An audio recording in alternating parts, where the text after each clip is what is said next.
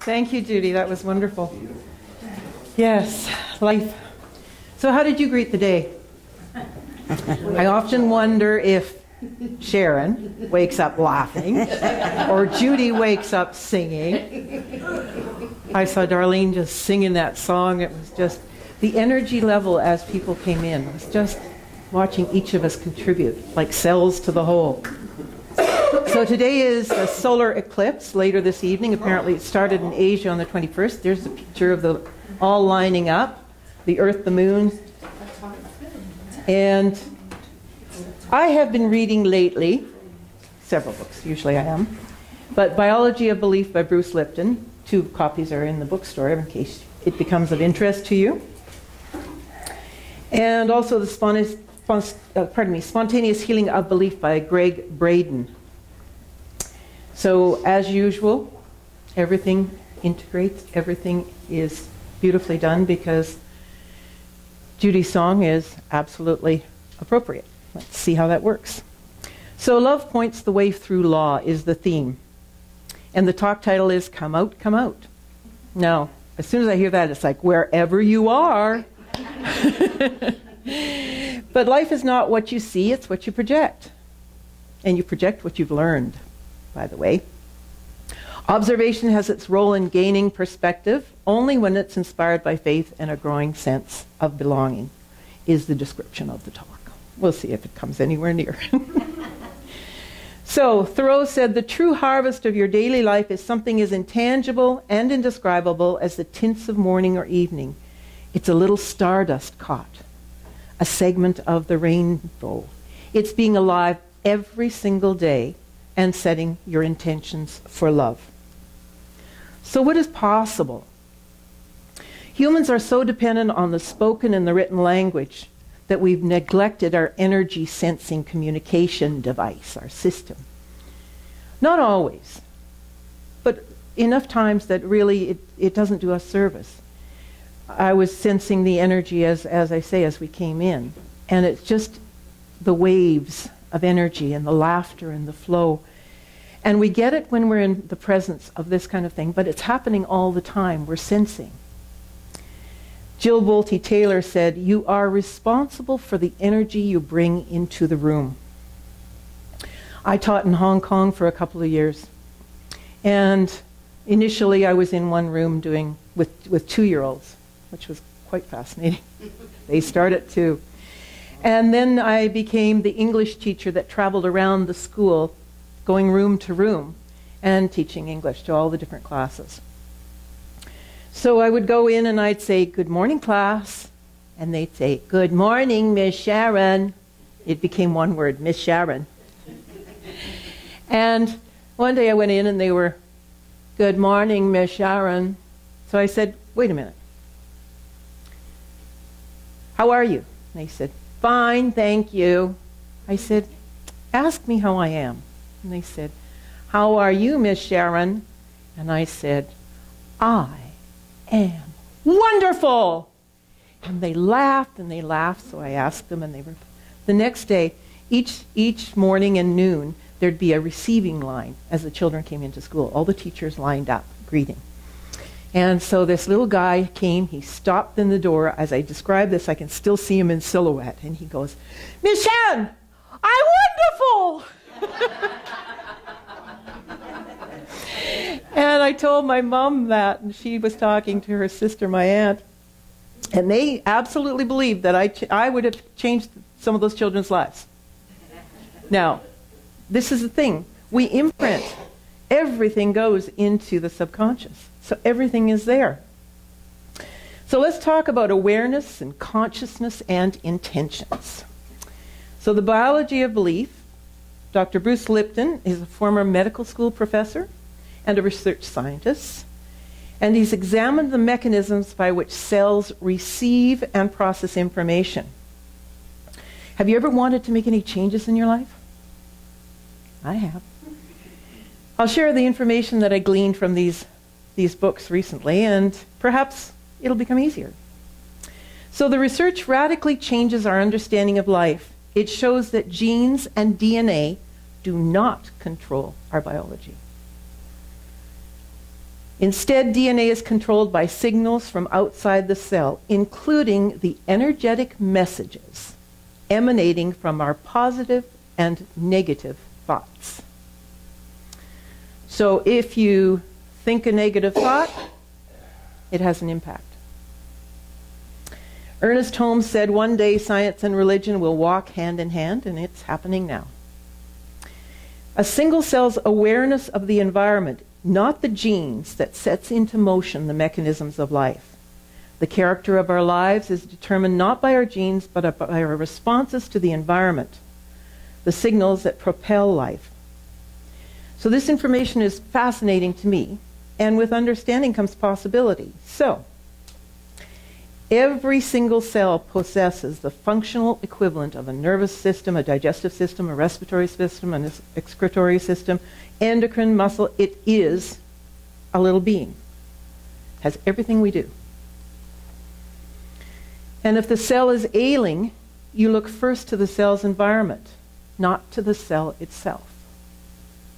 So, in correlation, if we are ailing, negative thoughts, what could we do?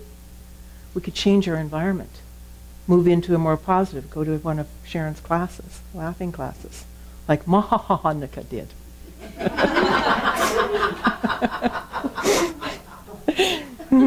So we may have heard about fate, or it's in our genes, or the devil made me do it. All the same. We're not victims of our genes, but masters of our fate, able to create lives overflowing with peace. It appears that the membrane of the cell is actually the brain of the cellular operation. So it's not the nucleus, because they can take out the nucleus and the cell still does its thing. So the membrane contains gates and channels to process and share information. The membrane is a liquid crystal conductor with gates and channels. Now, where have you heard something similar? The cell is a structural and functional equivalent of a silicon chip in a computer. So, computers, and therefore cells, are programmable. So the difference in the processing speeds of our conscious and subconscious minds is amazing. Subconscious minds work fast and instinctively. The actions of the subconscious mind are reflexive and are not governed by reason or thinking. And you will know that if you've driven a car anywhere and somebody stops in front of you and boom, before you even had the thought process, you have stopped. Your foot hit the brake, it's all there. So the conscious mind operates at a processing power of 40 bits of information per second, while the subconscious processes information at 20 million bits per second. Subconscious mind is 500,000 times faster. Now we know that the conscious mind is where we make choices. It's sometimes, the answer to me is, the reason I can't catch up with my subconscious doing its usual habits and routines, and you referred to habits, is that the subconscious processes so quickly before I've had the conscious thought. It's already happening. So that's good when there's a truck coming towards you and you have to avoid it. It's not so good when the reactive process has us responding from old ideas gathered as a child, when we were like sponges absorbing everything from the time we were up till at least 7. But we do get feedback. So there are times that we are going about our lives and things are not quite working, and you begin to look at and wonder what's going on. And then if you can move to that observer position, get out of the emotion, get out of that energy of being attached, you can sometimes go, I think I see a pattern here. I think this has happened before. You can keep trying different things. Information is stored. It doesn't necessarily serve us. We do things like purchase very expensive programs or workshops, or learn to achieve abundance, or whatever that idea is in our mind.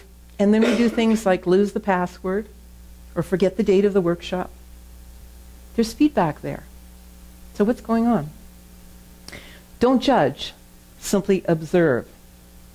So we must use the conscious mind to change the subconscious, but it does take action. It does take change. So we need to choose to change the repetitive patterns that have previously dominated. If that's for me, I'll call back later. Using the same techniques of consistency and repetition, because as we programmed, we constantly repeated things to ourselves.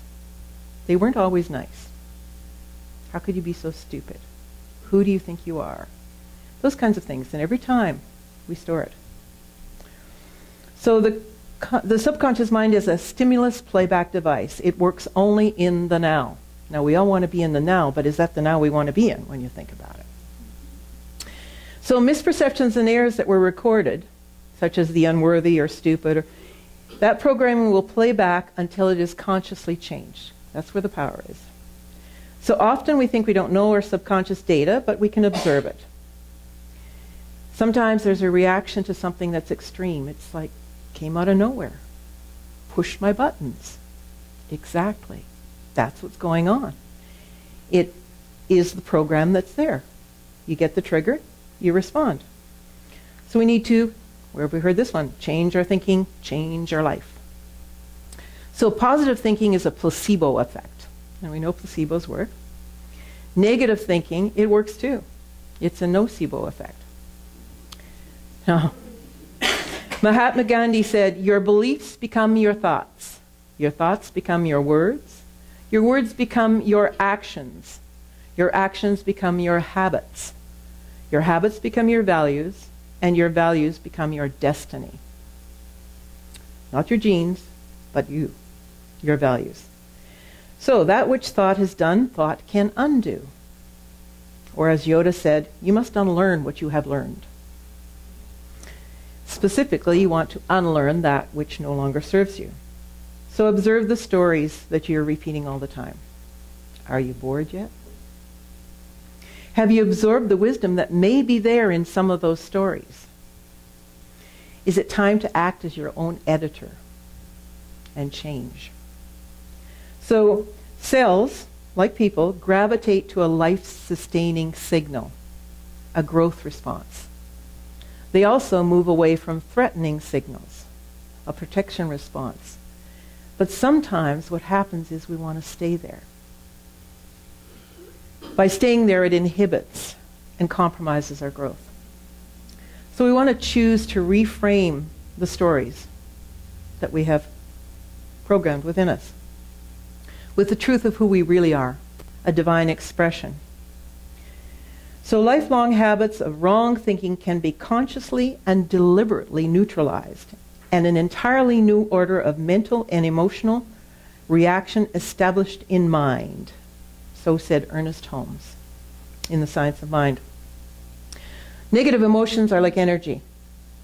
Change the energy, change the thought, release the resistance. Resistance is like wearing a Velcro jumpsuit. Everything you don't want sticks to it. So, or put another way, what are you throwing in your path? Thumbtacks or rose petals? So get rid of your resistance and change your vibration. Things may seem to be the same, but change is constant. So you're not stuck. Think clear thoughts.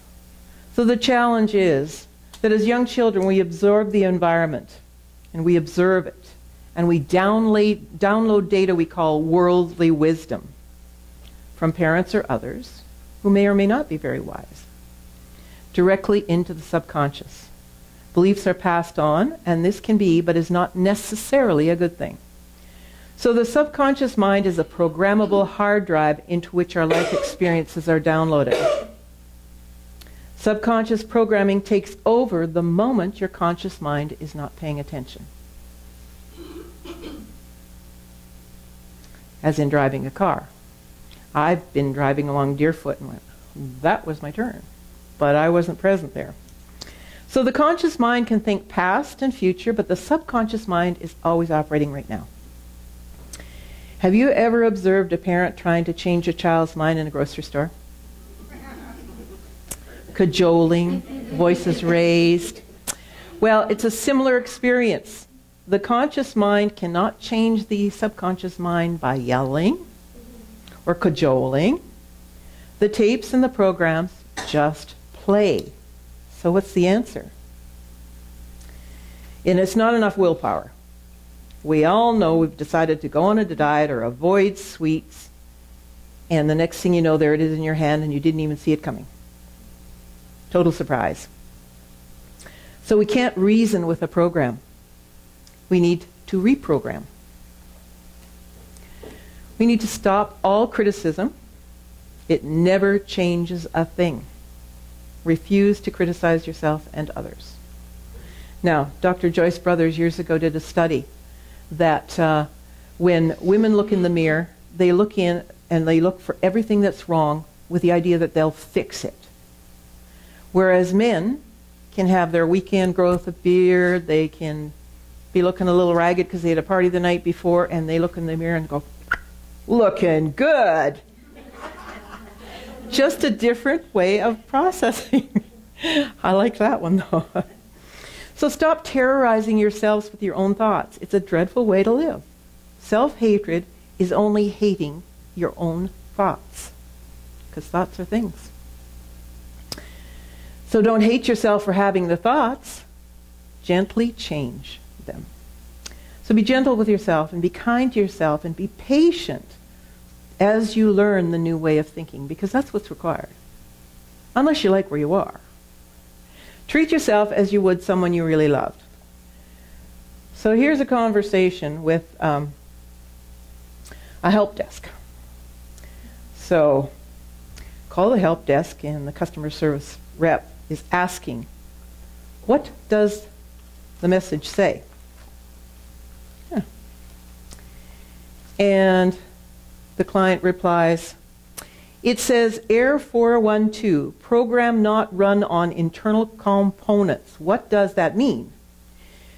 Don't worry, ma'am, that's a common problem. It means that the love program is set up to run in external hearts, but has not yet been run on your heart. It is one of those complicated programming things, but in non-technical terms, it means you have to love your own machine before it can love others. Customer said, so what should I do? Can you find the directory called self-acceptance? Yes, I have it. Excellent, you're getting good at this. Thank you. Click on the following files and then copy them to my heart directory. The files are forgiveself.doc, self-esteem.txt, realizeworth.txt, and goodness.doc. The system will overwrite any conflicting files and begin patching any faulty programming.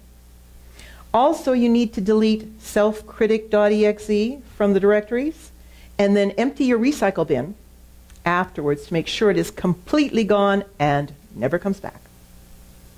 Got it. Hey, my heart is filling up with really neat files. Smile.mpg is playing on my monitor right now, and it shows that warmth.com and peace.exe and contentment.com are copying themselves all over my heart. Then love is installed and running. You should be able to handle it from here. One more thing before I go. Yes? Love is freeware. Be sure to give it and its various modules to everyone you meet. They will in turn share it with other people, and they will return some really neat modules back to you. Thank you. So there's nothing to do, there's something to know. Remember who you are, a divine idea, and ask, what do I need to know? What do I need to release? What do I need to become to express a greater idea of love? As Ernest Holmes said, love alone can heal the world and enable people to live together in unity and peace.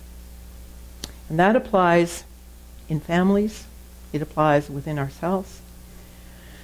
So we've got lots of tools, and we know that tools work, but we've got to work the tools too.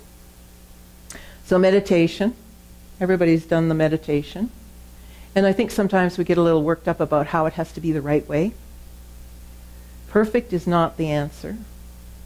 Just being present, just observing. That's a thought I don't like, but it's gone. Just let it float by like clouds in the sky.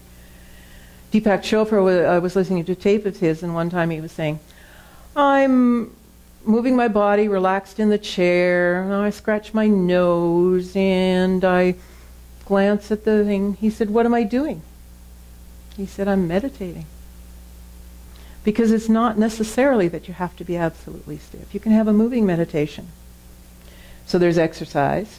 You can change your vibration by taking a walk, or as I say to myself sometimes, walk away, Sharon. When things aren't going. There's affirmations. Consistent conscious mind paying attention affirmations will work, absolutely. But again, it is something you have to do consistently.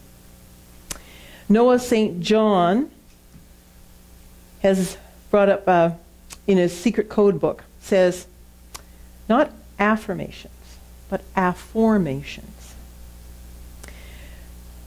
When we say an affirmation such as, I am rich, what does your brain immediately say? What's that? Nuh-uh.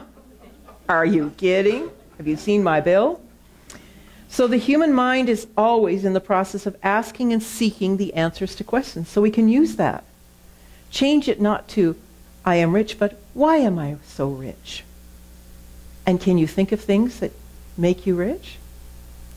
You know, the lilacs coming out in the spring, the joy of seeing a friend, various things. It's so much easier, and your mind then is occupied with the reasons that you are rich. So the brain immediately, when you ask a question, searches for the answer. And the law says, as you sow, so shall you reap. Lousy questions like, why am I such a loser? Why can't I do anything right? How come I'm so lonely? That is unconsciously setting an undesired intention. Why don't I have enough money? So you will get the same results over and over again until you change to that positive, the placebo. So affirmations are empowering questions that cause your mind to focus on what you really want and stop focusing on what you don't want. So afformations. So you're forming something. So some examples are, why am I allowed to be, do, and have all that I want in life? Answers popping into your mind. Why do I lose weight so easily? Why am I so blessed? The universe is one indivisible, dynamic whole in which energy and matter are so deeply entangled, it is impossible to consider them independent elements. That's divine intelligence. Everywhere present, everything we need is available. So that was meditation, exercise, affirmations, afformations, and of course treatment. So just as in cells that make up our bodies, we are cells in the universal divine. Perhaps you may want to set an intention for what you project. Remember, you have to be present where you are before you can be present somewhere else. Thought is a powerful force, a creative tool that we all have. We are artists of our lives. So come out, and play. Life is not what you see, it's what you project. Let's have some good vibrations. It begins with love, and love is what you are. And so it is.